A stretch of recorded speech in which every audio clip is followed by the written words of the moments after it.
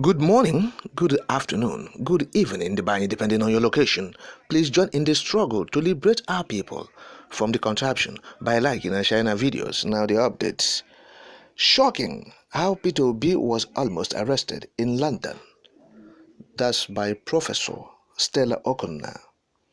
Professor Stella Okunna, who was a former commissioner for education in Anambra State under Peter Obi's administration as a governor of Anambra State, said the Labour Party's presidential candidate was almost arrested in London when it was discovered that his identity was duplicated. That's what the woman said. Yes, the University Dawn, in a post on her Facebook account, said Obi told her the story himself I think on Tuesday, 11th April 2023, when they met at the official opening of the Specialist Hospital of the Immaculate Heart of Mary, Sisters Mpo. In the piece she titled, "What Peter Obi is going through? Does any human being deserve this type of shocking intimidation and emotional torture?" Let me read what she said.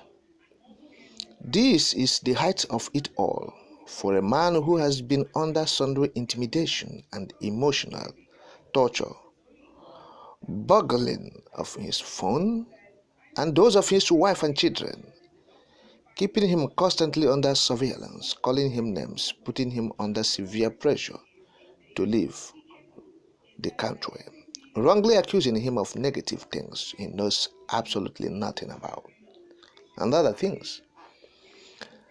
Today, 11th April 2023, I was shocked beyond words to hear from His Excellency Mr. Peter Obi what he went through when his British Airways plane landed at Heathrow Airport, London, in the early morning of Friday, 7th April 2023. He was talking to me at the official opening of the Specialist Hospital of the Immaculate Heart of Mary, Sisters Mpo. He had arrived at the event after flying in from London.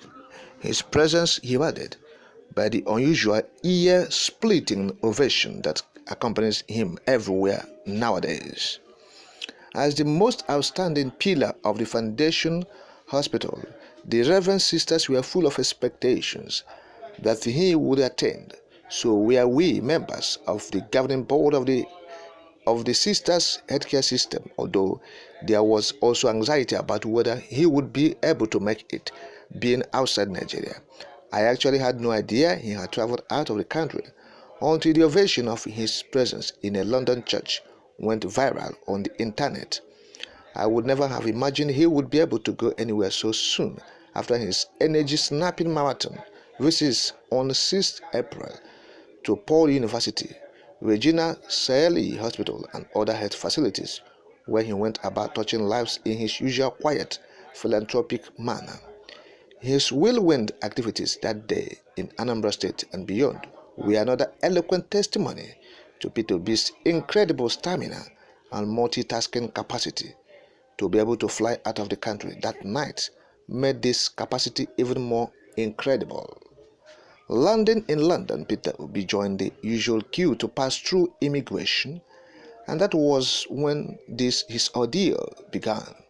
He was stopped and questioned for a long time and subsequently handed a detention note and told to wait for further interrogation and investigation. This was terribly unusual for a man who had lived honorably in the UK for a long time. In the face of this harassment, some well-meaning Nigerians, knowing who he is, raised their voices in protest, demanding to know why he was being treated that way.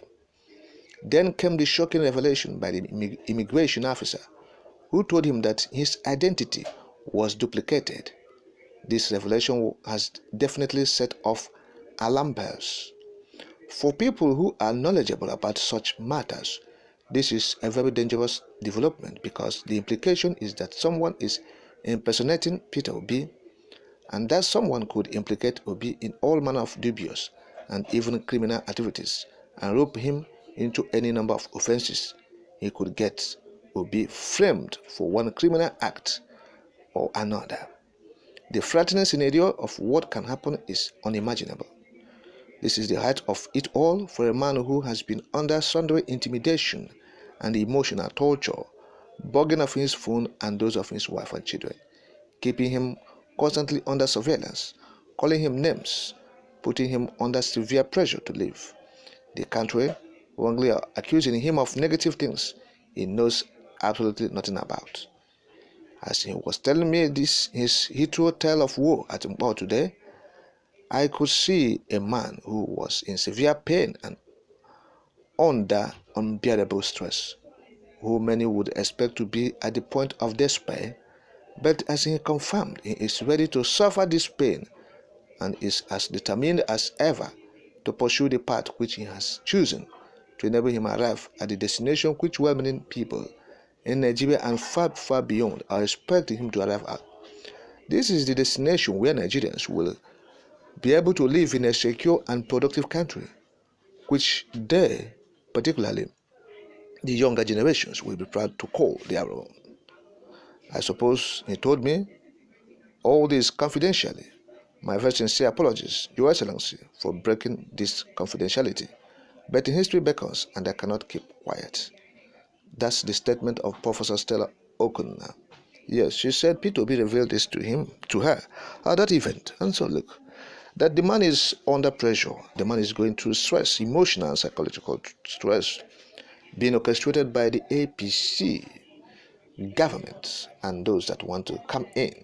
They have stolen the mandate of Nigerians, and they are doing everything humanly possible to frustrate every effort to reclaim it. And that is it. You have the Nigerian judiciary. Nigerian judiciary is full of people who cannot be trusted. Yes, and so when they did that to Mazi Nnamdi Kanu, we expect all of us to speak out and condemn it in entirety. Yes, the recklessness of Nigerian government.